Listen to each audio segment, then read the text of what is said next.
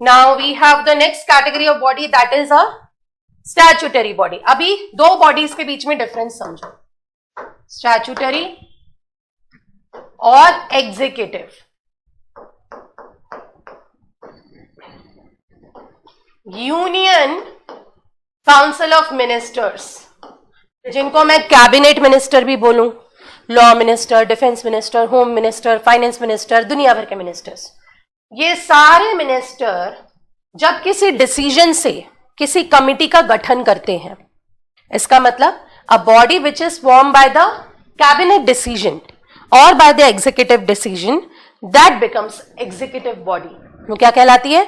Executive body. जैसे बहुत अच्छा एग्जाम्पल है इसका नीति आयोग. आपने नीति आयोग कई बार पढ़ रखा है, राइट? तो सारे मिनिस्टर्स मिलके जब डिसीजन से, म्यूचुअल कंसर्न से किसी बॉडी का गठन करते हैं, उसको एग्जीक्यूटिव बॉडी कहते हैं. Executive bodies are formed by cabinet resolution.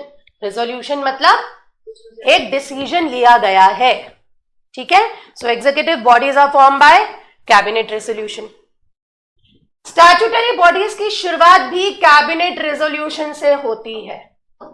किससे शुरुआत होती है? और क्या मतलब है कैबिनेट रेजोल्यूशन का? सारे मिनिस्टर्स ने म्यूचुअली अग्री करके यदि कोई बॉडी बनाई है, कैबिनेट रेजोल्यूशन से वो बॉडी बन गई. लेकिन अंतर क्या है कि बाद में जब यही एग्जीक्यूटिव बॉडी को एक पार्लियामेंट्री एक्ट के द्वारा स्थापित कर दिया जाता है, पहले ये बॉडी डिसीजन से बनी और बाद में पार्लियामेंट्री एक्ट भी पास कर दिया गया, तब ये बन जाती है क्या? Statutory body.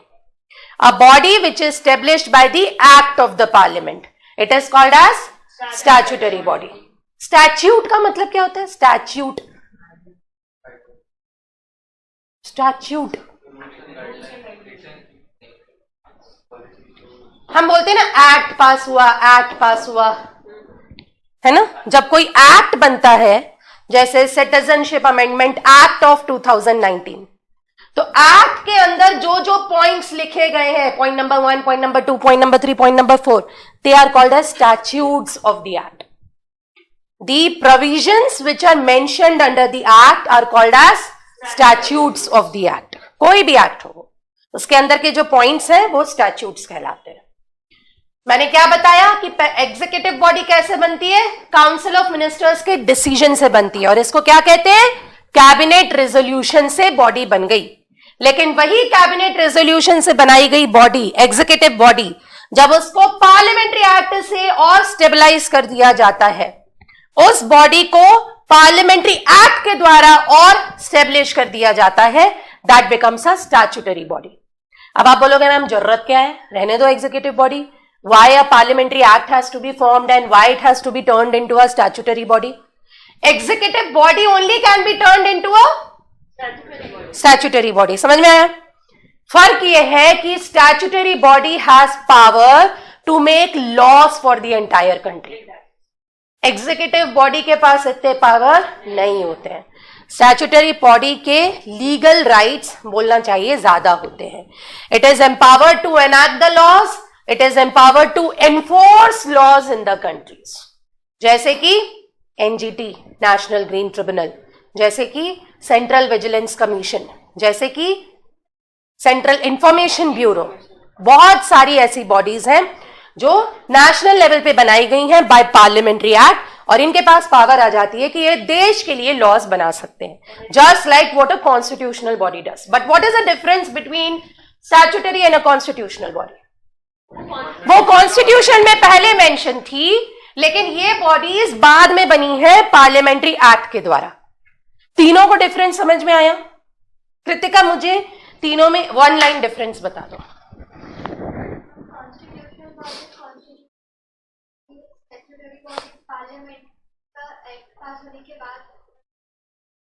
पहले एग्जीक्यूटिव बनेगी कि पहले स्टैट्यूटरी? एग्जीक्यूटिव बनेगी तो पार्लियामेंट का एक पास होगा. और एग्जीक्यूटिव का क्या मतलब है? यूनियन मिनिस्टर्स, सारे काउंसिल ऑफ मिनिस्टर्स मिलके जब बॉडी बनाते हैं वो एग्जीक्यूटिव बॉडी, और एग्जीक्यूटिव बॉडी जब पार्लियामेंट्री एक्ट से स्थापित होती है that becomes statutory body. Now clear है डिफरेंस तीनों में? कहीं से भी क्वेश्चन आएगा कि डिफाइन ये तीनों में से कोई भी बॉडी आप कर पाएंगे डिफरेंशिएट? नाउ स्टैट्यूटरी बॉडी और authority means it is a non constitutional body and they are authorized to pass the laws and make the decision on behalf of state और a country. They have the official permission for enacting laws. यही मैंने बताया आपको. Cabinet resolution but has to be pass to establish such statutory body. मतलब पहले cabinet resolution तो पास होगा तब वो बॉडी बनेगी, उसके बाद पार्लियामेंट्री एक्ट पास होगा. These are the examples of various statutory bodies जो हैं, ठीक है, जैसे कि national commission for women, national commission for minorities, national human right commission, national green tribunal, ठीक है. उसके बाद विजिलेंस कमीशन. हम जो पढ़ने वाले हैं एक तो national green tribunal, central vigilance commission, competition commission of India भी आए दिन पेपर में रहता है. It's always in news. Competition commission of India, ये भी बहुत इंपॉर्टेंट है, ठीक है. एक एक करके इनके बारे में बात करते हैं. नेशनल ग्रीन ट्रिब्यूनल, कौन मुझे बताएगा मीनिंग ऑफ वर्ड ट्रिब्यूनल?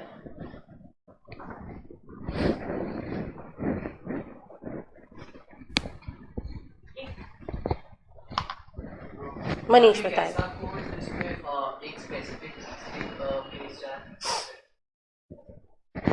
ठीक है. और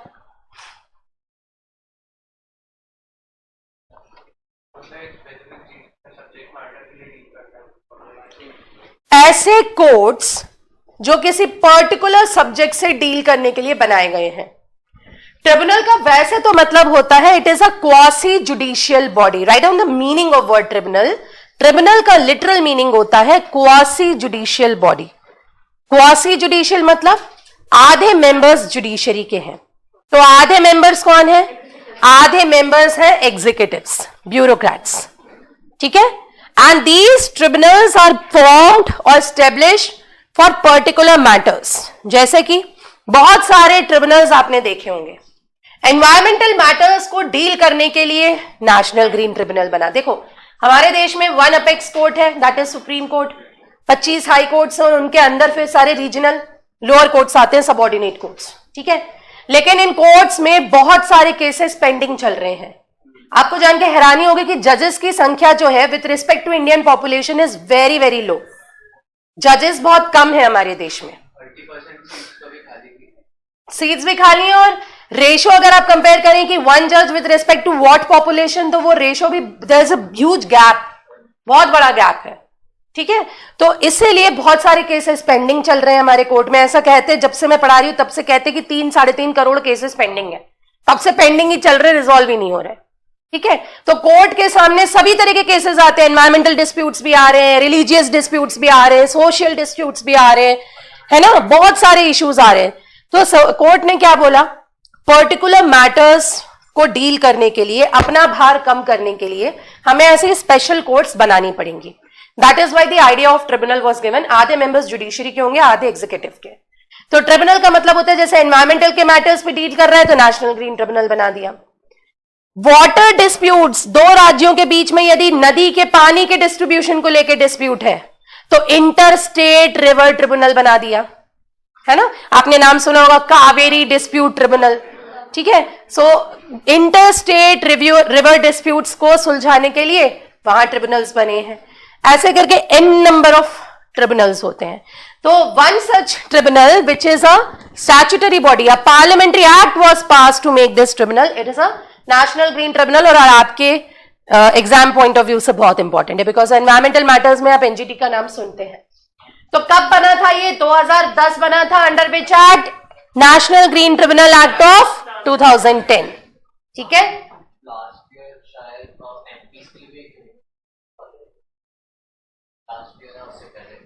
MPs. I don't know the name of that tribunal. I'll have to check it. हो सकता है पर्टिकुलर मैटर्स पे डील करने के लिए, ठीक है. नाउ ये फैक्ट्स हैं कि कब बना. Right down the date. 18 October 2010 को एनजीटी स्टेब्लिश हुआ था, पार्लियामेंट्री एक्ट से बना था. फिलहाल चेयरमैन कौन है? रिटायर्ड जज of supreme court justice Adarsh Kumar Goel. He is the chairman of NGT. Headquarter कहां पर है इसका?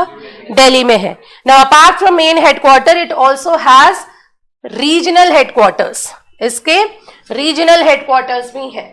Is it a constitutional body? No, it is a quasi judicial body that was established under the NGT Act of 2010। NGT तो tribunal है, एक तरह का special court है जहां पे एनवायरमेंट से जुड़े हुए केसेस आते हैं, उन केसेस को बेंच ऑफ जज सुनती है। Bench, always a bench, bench मतलब पैनल ऑफ जजेस, कभी कोई सिंगल जज नहीं बैठता। तो पैनल ऑफ जज वो एनवायरमेंटल मैटर्स को सुनते हैं और डिसीजन देते हैं। तो क्या एनजीटी द्वारा दिए गए डिसीजन को सुप्रीम कोर्ट में चैलेंज किया जा सकता है? Yes, it can B challenged with in 90 days. जैसे सबऑर्डिनेट कोर्ट के डिसीजन को आप अपर जुडिशरी में रीअपील कर सकते हैं, वैसे ही एनजीटी के डिसीजन को आप दोबारा सुप्रीम कोर्ट में रीअपील कर सकते हैं। एक बहुत फेमस केस हुआ था 2016 में। आपने आर्ट ऑफ लिविंग सोसाइटी के बारे में सुना है? श्री श्री रविशंकर का एक ऑर्गेनाइजेशन है आर्ट ऑफ लिविंग। 2016 में आर्ट ऑफ लिविंग फाउंडेशन ने एक बहुत बड़ा मेगा कल्चर फेस्टिवल ऑर्गेनाइज किया था on the banks of river Yamuna. ठीक है, बहुत बड़ा इवेंट हुआ था यमुना के फ्लड बैंक पर, जिससे बहुत बड़ा एनवायरमेंटल डिजास्टर हुआ था। बहुत सारे एनवायरमेंटलिस्ट ने अपील कर दिया था, केसेस लगा दिए थे, PIL फाइल किए थे कि मैसिव टूरिस्ट आए वहां पे, मैसिव पॉपुलेशन। तो यमुना का जो फ्लड बैंक है वहां आपने जो भी बनाया इंफ्रास्ट्रक्चर खड़ा किया, उसकी वजह से बहुत पॉल्यूशन हुआ है, रिवर को नुकसान हुआ है। एनजीटी में केस गया because it was related to environmental disaster. NGT में केस चला, कुछ हुआ? तो जब एनजीटी में केस गया, एनजीटी का डिसीजन था, उन्होंने आर्ट ऑफ लिविंग फाउंडेशन पे 5 करोड़ रुपए का फाइन इंपोज किया था। ठीक है, और वो मैटर फिर सुप्रीम कोर्ट में चैलेंज हुआ, वो अभी भी पेंडिंग है, उसमें डिसीजन अभी नहीं आया था। फाइन तो लगा दिया था, उन्होंने दिया नहीं उतना फाइन। 5 करोड़ रुपए का हैवी फाइन इंपोज किया था कि आपने जितने डैमेजेस कॉज किए हैं। तो इस तरह के मैटर्स हैं जो एनजीटी के सामने जाते हैं। ठीक है, अपील।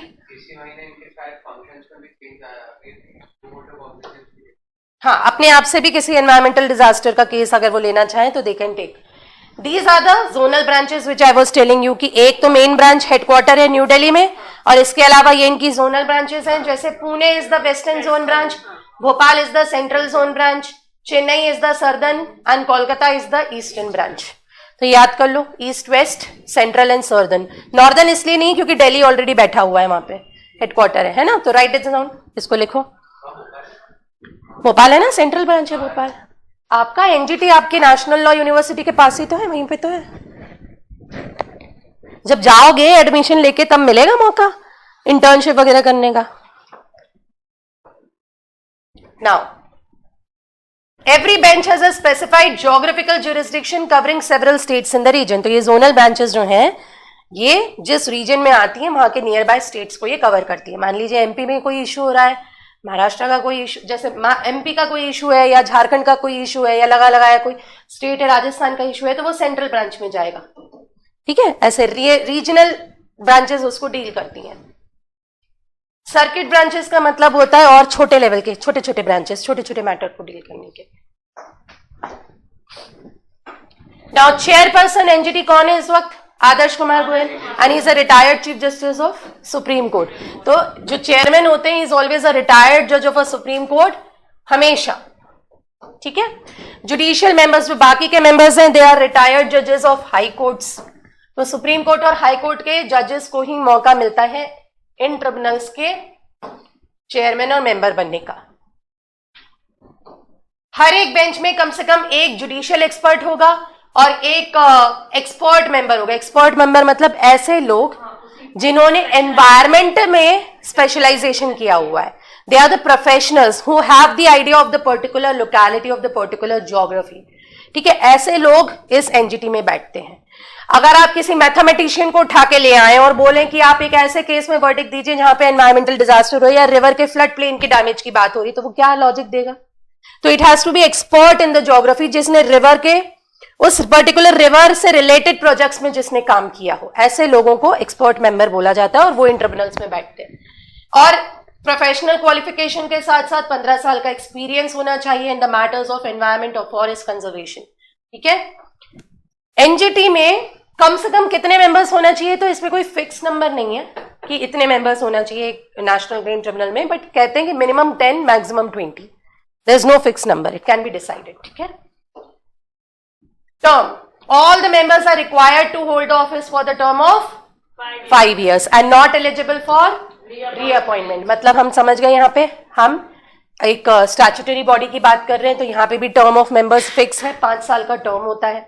कौन अपॉइंट करेगा? जाहिर सी बात है सेंट्रल गवर्नमेंट बेसिकली अपॉइंट करती है, but they do it with the help of existing the current chief justice of India. Central government नाम देती है, चीफ जस्टिस अपॉइंट करते हैं ऑफिशियली. ठीक है. देन बाकी के मेंबर्स को कौन अपॉइंट करेगा? तो सुप्रीम कोर्ट के जो चीफ जस्टिस होते हैं वही एक सिलेक्शन कमेटी का गठन करते हैं, और वो सिलेक्शन कमेटी बाकी मेंबर्स को अपॉइंट करती है. इतने फैक्ट्स मत याद रखो, बस इतना याद रख लेना कि एनजीटी का जो चेयरमैन होता है वो कौन अपॉइंट करेगा? Chief justice of India. और चीफ जस्टिस ऑफ इंडिया को कौन बताता है? सेंट्रल गवर्नमेंट बोलती है कि आपको अपॉइंट करना है. ठीक है. तो सारी चीजें आपको मालूम ही है कि क्या क्या काम करता है. ठीक है. इन शॉर्ट में विजिलेंस भी बताऊंगी. सेंट्रल विजिलेंस कमीशन क्या करता है? विजिलेंस का मतलब क्या होता है? सुपरवाइज, नजर रखना, निगरानी रखना. ठीक है. तो विजिलेंस का मतलब है निगरानी रखना, नजर रखना. किस चीज पे नजर रखती है ये बॉडी? सेंट्रल गवर्नमेंट में करप्शन हो रहा है. कहां करप्शन हो रहा है, कैसे करप्शन हो रहा है, वो सीवीसी का काम होता है, सेंट्रल विजिलेंस कमिश्नर का. It was created in 1964 to address government corruption. और 2003 में जब पहले बनी थी तो it was an executive body only. बाद में एक पार्लियामेंट्री एक्ट पारित किया गया और इसको किसका दर्जा दिया गया? स्टैट्यूटरी बॉडी का. तो need to remember, previously it was a executive body established in 1964. Later on the parliamentary act was passed in 2003 and it became what? Statutory body. इसका मतलब सेंट्रल विजिलेंस कमिश्नर के पास ये पावर है कि वो देश के हित के लिए लॉज भी पारित कर सकते हैं. This committee can make laws, right. Autonomous body है. ऑटोनोमस बॉडी मतलब सेल्फ गवर्निंग बॉडी है, हस्तक्षेप बर्दाश्त नहीं करती, क्योंकि किसको विजिलेंस करना है? सेंट्रल गवर्नमेंट को. तो क्या सेंट्रल गवर्नमेंट के नियम कानून के हिसाब से चलेगी? नहीं. जब चेक ही आपको सेंट्रल गवर्नमेंट ऑफिसर्स को करना है तो आप सेंट्रल गवर्नमेंट की नहीं, आप अपने कानून बनाओगे, अपने नियम बनाओगे और फिर उस हिसाब से आप विजिलेंस करते हो. ठीक है. So it is a autonomous body. It was set up by the Government of India resolution on 1964, same thing which I have taken you, but it was formed on the recommendation of one committee, and this is an important one-liner. के Santhanam committee के recommendation पर cabinet resolution से 1964 में इसका गठन हुआ था. तो ये कमिटी यहाँ पे इंपॉर्टेंट रोल प्ले करती है. Right down the name of the committee. Which committee recommended central vigilance commission? के संथानम कमिटी. कौन सी कमिटी? के संथानम कमिटी. कमिटी का नाम याद रखना है.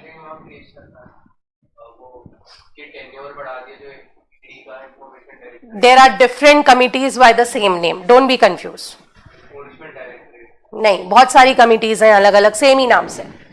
अभी जो सीवीसी के एक्ट के अंडर ईडी चलता है तो उसके जो हेड का टेन्योर बढ़ा दिया तो हाँ, सीबीआई के और ईडी के.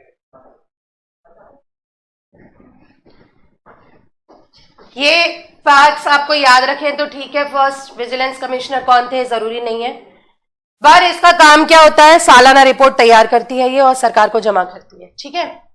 तो बेसिकली किस ऑर्गेनाइजेशन में यदि कोई करप्शन हुआ है और वो विजिलेंस कमिश्नर के नजर में आ गया है तो it will prepare a report and it will give the report. किसको देगी?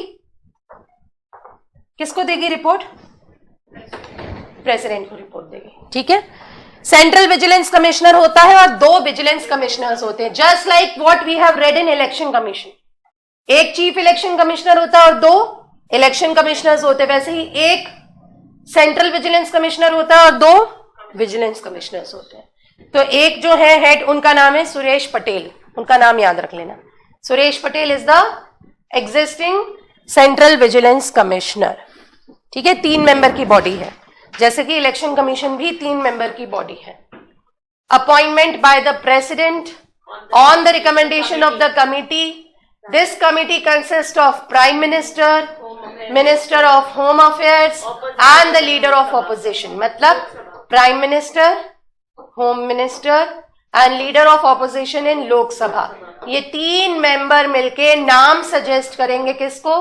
प्रेसिडेंट को, और प्रेसिडेंट अपॉइंट करेंगे सीवीसी, चीफ विजिलेंस कमिश्नर। किसको अपॉइंट करेंगे? Chief vigilance commissioner. और इनके अलावा जो बाकी के 2 हैं विजिलेंस कमिश्नर्स, उनका अपॉइंटमेंट भी यही 3 रिकमेंड करते हैं। तो बेसिकली पीएम, होम मिनिस्टर और leader of opposition in Lok Sabha, ये तीनों नाम मिलके देंगे तीनों मेंबर्स का। किस किस का? तीनों मेंबर्स का, चीफ विजिलेंस कमिश्नर और बाकी के 2 विजिलेंस कमिश्नर का। किसको देंगे नाम? प्रेसिडेंट को। प्रेसिडेंट इनका अपॉइंटमेंट करेंगे। रिमूवल कैसे होगा? बिल्कुल सेम जो अभी आपने यूपीएससी के लिए पढ़ा। क्या था? क्या पढ़ा था आपने यूपीएससी में? प्रेसिडेंट ही रिमूव कर सकते on the grounds of. President किसको बोलेंगे? सुप्रीम कोर्ट को। सुप्रीम कोर्ट इन्वेस्टिगेट करेगा, यदि सुप्रीम कोर्ट ने ओके कर दिया तो प्रेसिडेंट उनको हटा देंगे। यदि सुप्रीम कोर्ट ने ओके नहीं किया तो प्रेसिडेंट उनको हटा नहीं सकते, बट टेम्पररीली जब तक केस चल रहा है सस्पेंड कर सकते हैं। तो सेम प्रोसीजर यहां भी चलता है, बिल्कुल सेम।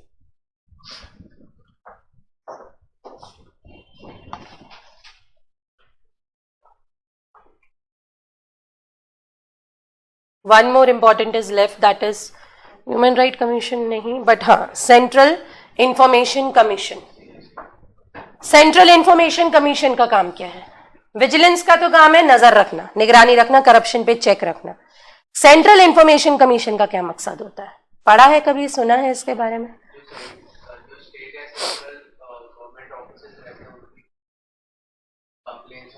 लिखा हुआ है ना? Central government and state government employees. State government employees के लिए होती है state information commission, central government employees के लिए है सेंट्रल इंफॉर्मेशन कमीशन। काम क्या है? सेंट्रल गवर्नमेंट एम्प्लॉयज की जो प्रॉब्लम्स हैं, जो ग्रीवियंसेस हैं, उनका रेजोल्यूशन ये बॉडी करेगी। ठीक है। एक फैक्ट बता दूं, यदि सेंट्रल गवर्नमेंट एम्प्लॉयज की कुछ कंप्लेंट्स हैं with respect to central government, with respect to the salary और द जॉब्स और एनीथिंग, उन अपील्स को वो कहां फाइल करेंगे? मान लीजिए कोई डिस्प्यूट हो गया है सेंट्रल गवर्नमेंट का गवर्नमेंट के साथ, सेंट्रल गवर्नमेंट एम्प्लॉय का गवर्नमेंट के साथ कोई डिस्प्यूट हो गया है, तो वो केसेस कहां फाइल करेंगे? उनके लिए भी स्पेशल ट्रिब्यूनल्स बनाए जाते हैं।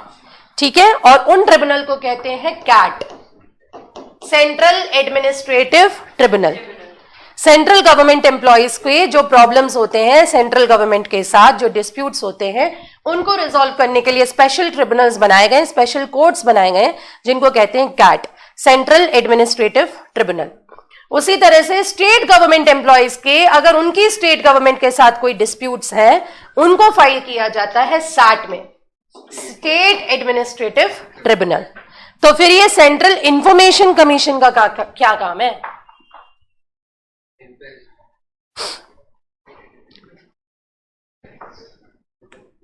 नहीं,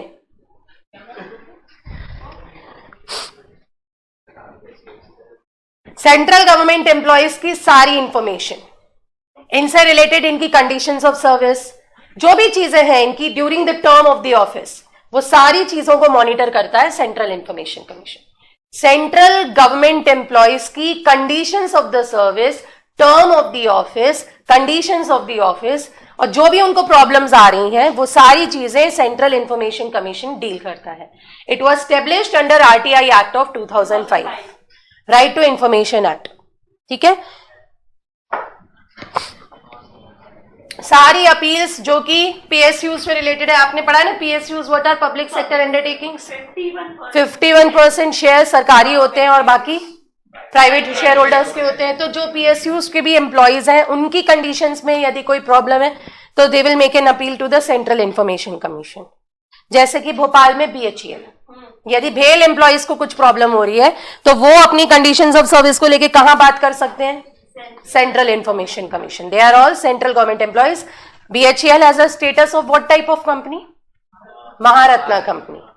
इंडिया में कुछ नवरत्नास हैं, कुछ महारत्ना है, depending on the type of yearly profit and depending on the type of the mega infrastructure they maintain and the number of employees which they have. ठीक है। यहां पे भी स्ट्रक्चर बिल्कुल वैसा ही है, एक चीफ इंफॉर्मेशन कमिश्नर होते हैं और कम से कम 10 इंफॉर्मेशन कमिश्नर्स होते हैं। स्ट्रक्चर कैसा है बॉडी का, 1 chief and around 10 members, they are all appointed by the president, ठीक है। और इनका रिकमेंडेशन कौन करता है, वही देखो, बॉडी बनती है जिसमें प्राइम मिनिस्टर हो, लीडर ऑफ ऑपोजिशन हो और एक ऐसा यूनियन कैबिनेट मिनिस्टर, यहाँ पे होम मिनिस्टर नहीं है पर कोई भी यूनियन मिनिस्टर हो सकता है जिसको पीएम ने लिया है। तो ये तीनों मेंबर की बॉडी इन सारे मेंबर्स के नाम सजेस्ट करती है प्रेसिडेंट को, प्रेसिडेंट उनका डायरेक्ट अपॉइंटमेंट करते हैं, ठीक है। थोड़ा सा ये आपको स्टैटिक में लग रहा होगा कि इतने सारे फैक्ट्स हैं, बट 2-4 बार रीड करोगे तो रिटेन हो जाएगा। Term 5 years, age of retirement 65 years, not eligible for reappointment, can be removed by the president. Salary allowances, everything are same as chief election commissioner जो हम पढ़ चुके हैं। Jurisdiction of the commission extend over all central government employees. बस I think बाकी अपन ने सब करा हुआ है। रेगुलेटरी बॉडीज में क्या क्या आता है, रेगुलेटरी बॉडीज जैसे कि आपके bank, reserve bank of India, this is a regulatory body. SEBI, what is SEBI? Securities and Exchange Board of India, ठीक है। Then regulatory bodies basically ऐसी bodies होती हैं जो public grievances को resolve करने के लिए बनती हैं, and they always deal with particular public matter.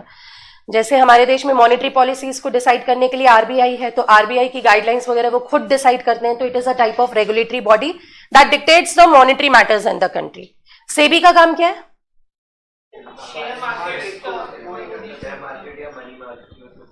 Securities and reserves के लेकर जो डिसाइड करते हैं rules. What is try, TRAI? Telecom regulatory authorities, जो टेलीकॉम कंपनीज हैं आपकी एयरटेल, वोडाफोन, आइडिया, इनको लेके जो गाइडलाइंस निर्धारित करते हैं वो ट्राई के तहत होता है। तो इस तरह की जो रेगुलेटरी बॉडीज हैं जो अलग अलग मैटर्स को रेगुलेट कर रही हैं वो कहलाती हैं रेगुलेटरी बॉडीज, ठीक है। बहुत डिटेल में आपको नहीं पढ़ना, जैसे आरबीआई एक हो गया, IRDAI insurance regulatory and development authority, right down the name at least, कौन कौन सी रेगुलेटरी बॉडीज हैं इंडिया में। PFRDA pension fund regulatory and development authority, ठीक है। Try is a telecom regulatory development, telecom regulatory authority of India, try. अगर किसी telecom company में किसी तरह के रेस्ट्रिक्शन लगाना है, जैसे आप समझ मोबाइल टावर्स वगैरह जो होते हैं, है ना, ये जो टेलीकॉम कंपनीज होती हैं क्या बोलती हैं कि हमें अपना टावर लगाना है, यहाँ पे सिग्नल हमें इस पर्टिकुलर एरिया में देना है, तो ट्राई उनके लिए मैंडेटरी गाइडलाइंस बनाता है कि ये जो टावर है ये रेसिडेंशियल एरिया से इतनी दूरी पर होना चाहिए, इससे इतना ज्यादा एमिशन नहीं होना चाहिए रेडिएशंस का, बिकॉज आपने ऐसे केसेस पढ़े होंगे ना टावर से निकलते radiations, and if it is very close to a residential colony तो डेंजरस होता है वो काफी, तो थोड़ा दूर लगाना चाहिए जहां पे एकदम आसपास सेटलमेंट्स ना हो।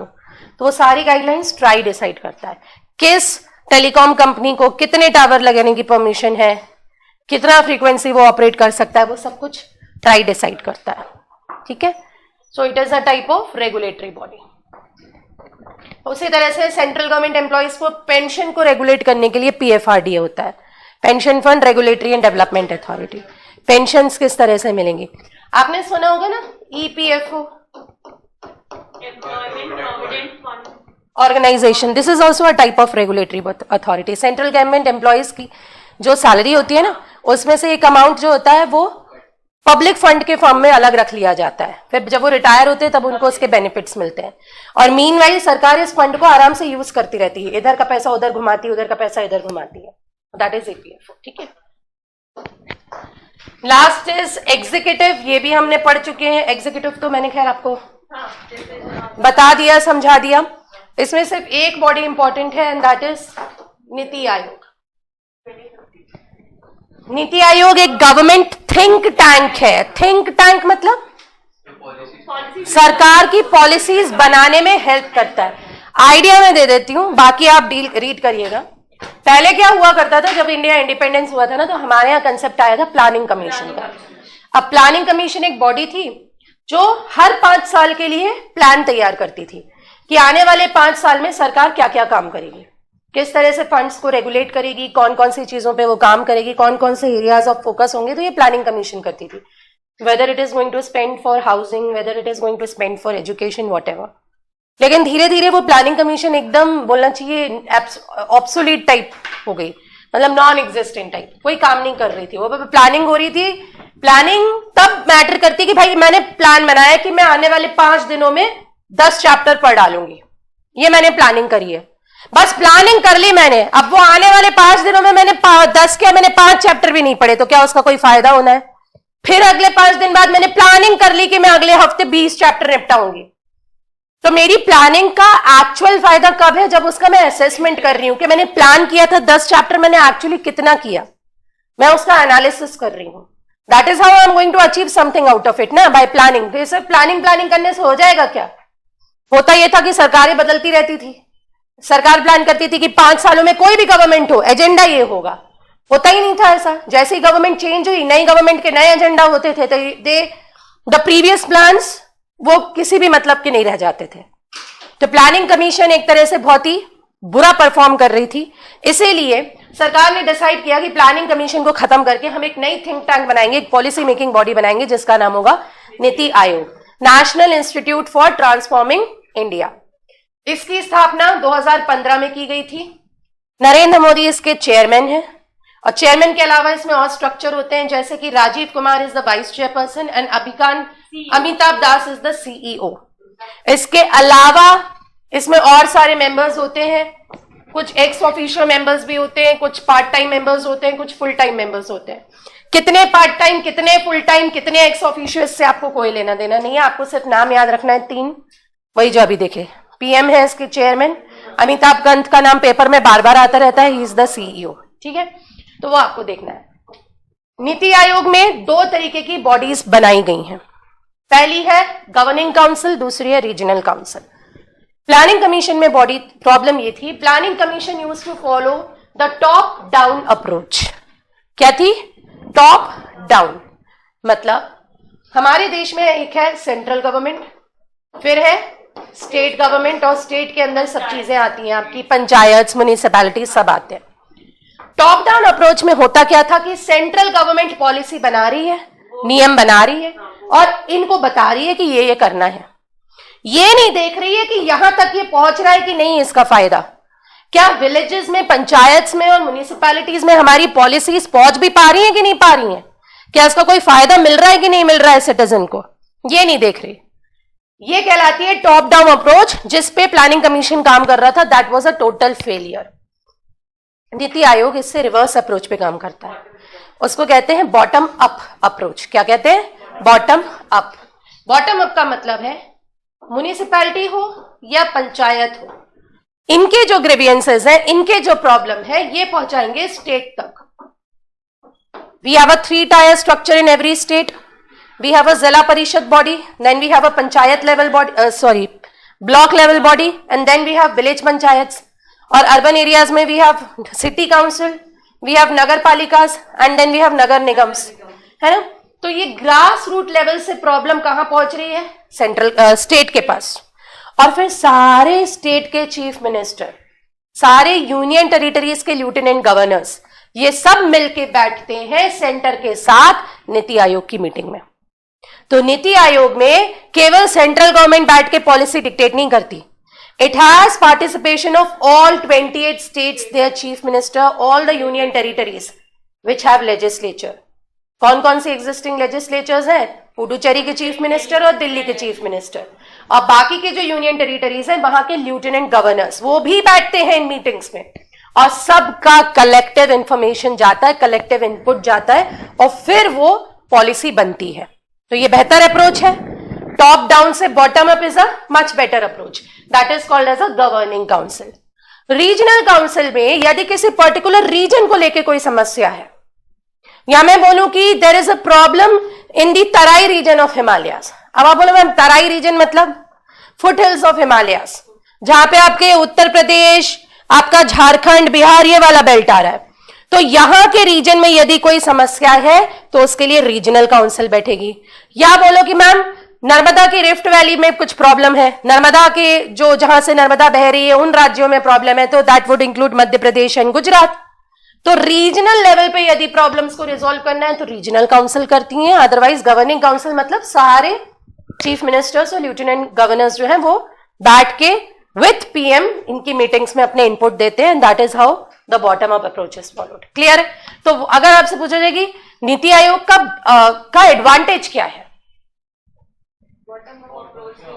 इसका मतलब there is a combined efforts of all the chief minister along with PM. Central government यहाँ पे हर एक स्टेट के साथ कोलैबोरेट करके चलती है, और ये अकेली ऐसी बॉडी है जहां पे सारे राज्यों का रिप्रेजेंटेशन है। Niti Aayog had no representation of the state government.